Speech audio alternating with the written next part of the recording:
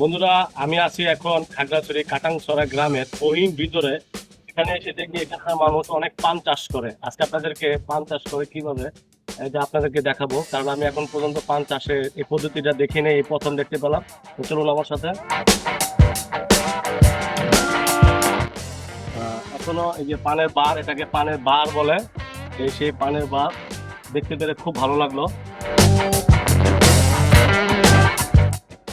এগুলা গোড়া দেওয়া থাকে কেন? এটা ঠান্ডার জন্য। আচ্ছা, এখানে ঘোরা দেওয়ার উদ্দেশ্য হলো যাতে বেশি পরিমাণ আলো না লাগে বা ওই পরিমাণ বাতাস না থাকে, যার কারণে এরকমভাবে ঘোরা দেওয়া থাকে, সবসময় প্রচুর ঘোরা দেওয়া থাকে। খুব ভালো লাগলো পান চাষে দেখে। পানগুলো এখনো ছোট ছোট, পান এখনো বড় হয় নাই।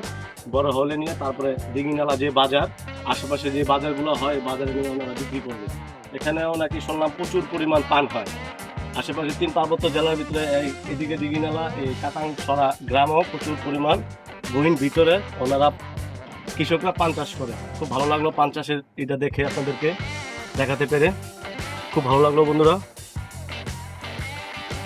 দেখেন, আপনাদের একটু দেখাই, অনেক বড় এরিয়া জুড়ে পান চাষটা।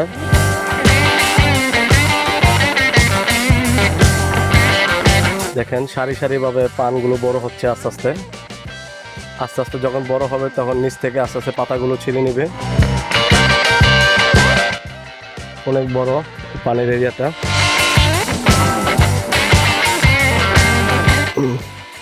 বিশাল বড়। আর এখনো যেহেতু ছোট ছোট আছে, এখনোই হয় নাই। আমার দিদি, দিদি ভালো আছেন?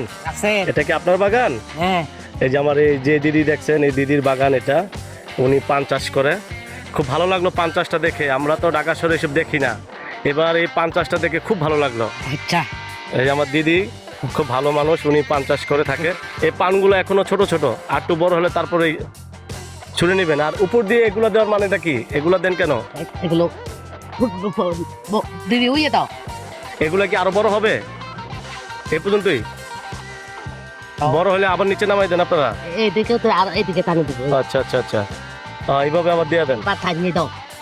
পাতা নাম দিব। আচ্ছা, আমার দিদি বলতেছে যে যখন একটু বড় হবে তখন এগুলাকে আবার নিচে করে দেবে।